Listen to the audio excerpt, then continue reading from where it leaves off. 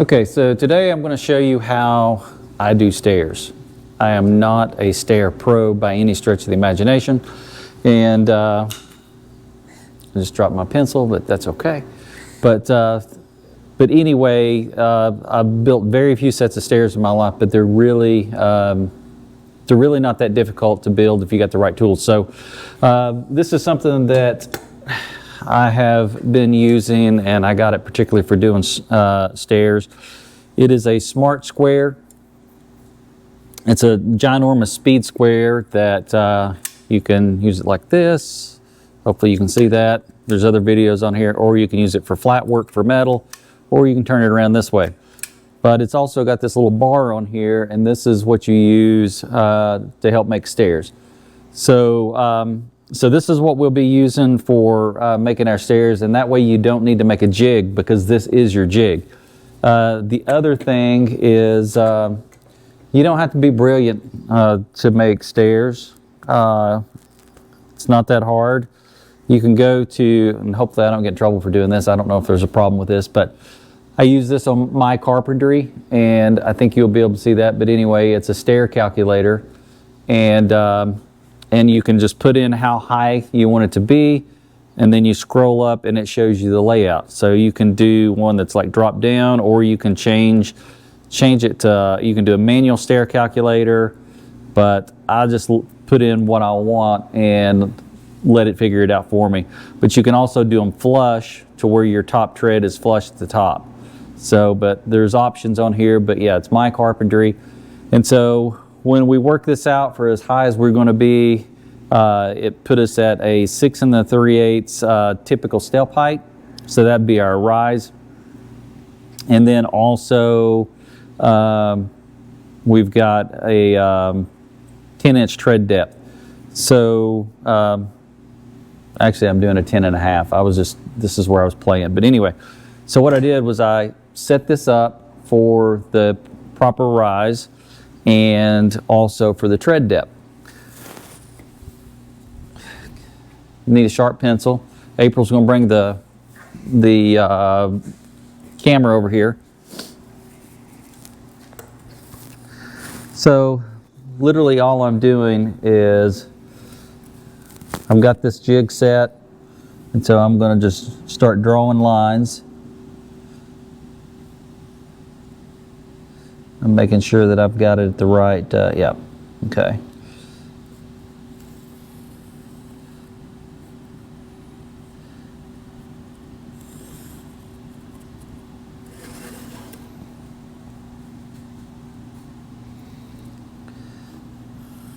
You want your pencil to be good and sharp for this. We'll say that.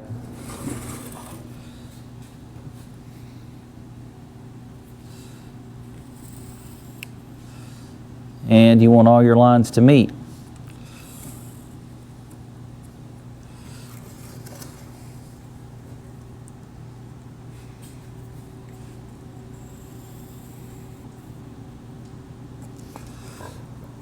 Okay. So we've got that. Then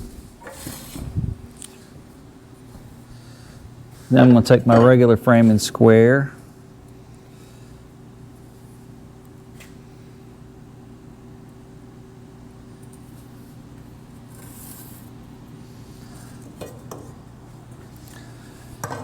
And then on the calculator, it told me that my first step would be 4 7/8. So we'll come over here for the first rise.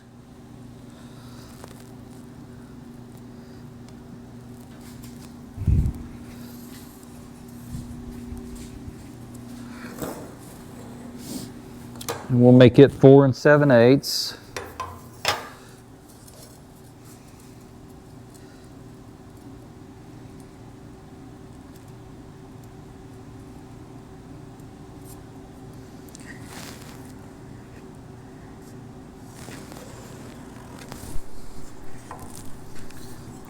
So, and let me grab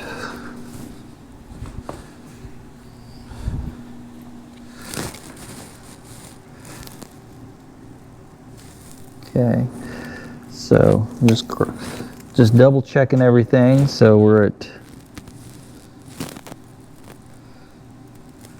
a little short on that one.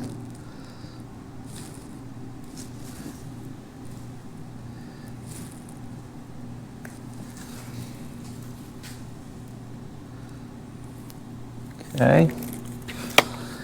All right. Now,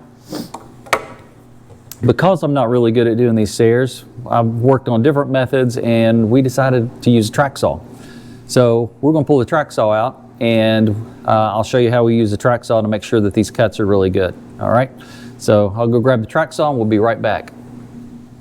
Okay, so I got the track out and they tell me that I'm a terrible teacher, so I'm going to try to like show this stuff. And I guess I'm not a good teacher because I am like a doer and I struggle to figure out how to do things sometimes. But anyway, so you can see right here how that I've got there's a space between the line. And so when you're using the track saw to cut this, you got to always allow room for your blade depending on what cut you're making. So this cut back here is the top of the stairs. So I would actually, I'd slide the track over to where it's right at the line because I want my cut on the line. But when I go back to my rises, you can see down through here where I've got the rises cut. So when I set the track here, I'm going to leave that gap, okay, because I got to allow room for my blade. So because this part inside here is what's going to be cut out, so that'll make the blade fall right on this line. But when I switch around to my tread, not to rehash this, but when I switch around to my tread again, then I'm going to have my cut line kind of right on the line, so my blade will be riding out here because this is going to be the scrap. It's what's going to be taken away, and so that'll put it right where it needs to be. The other thing is you can see I've got a 2x4 sitting here and a 2x4 sitting there, and that gives us a place for this track to sit.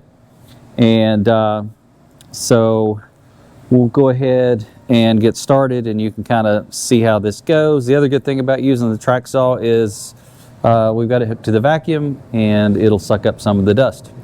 So let's get going here.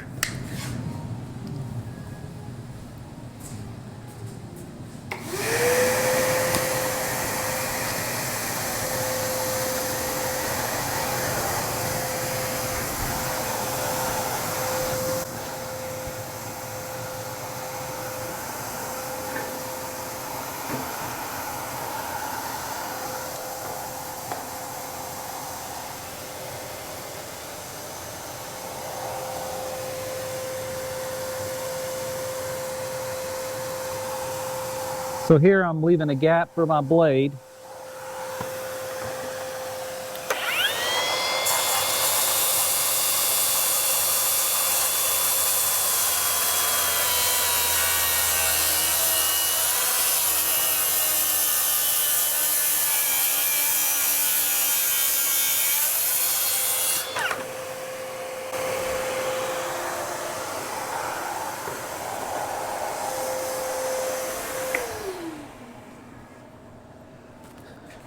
So you can see I've got a nice straight cut that's running right across my line.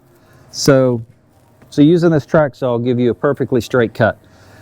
And to be honest with you, I found this because I've got another Milwaukee circular saw and I've always struggled with getting it cutting straight and getting it lined up. I don't know what it is, but this is a cheat for me. So we'll keep doing this and we'll come back to you and just show you the final product here in just a second.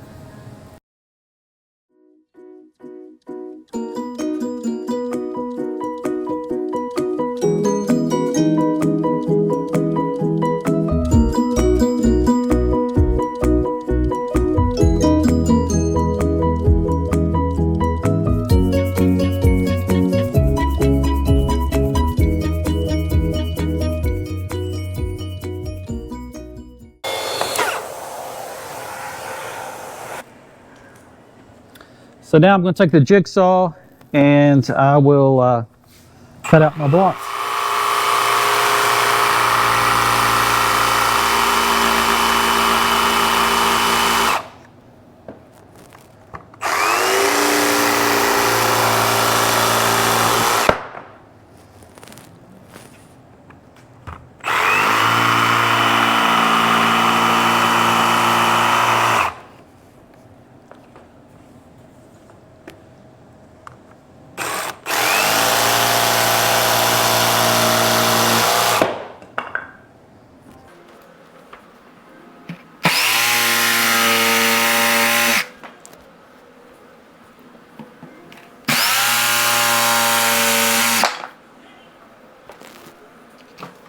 You hold that out there.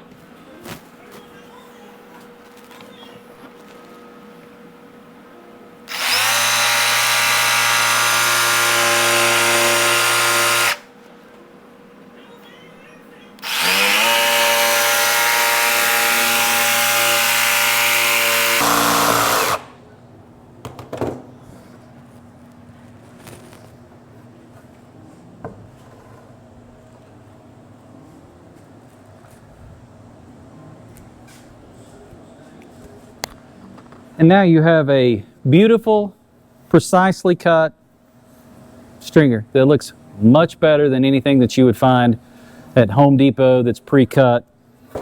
And plus you can make them custom. So easy peasy, use the track saw, highly recommend it. Thanks for watching. If you guys will, hit that like and subscribe button.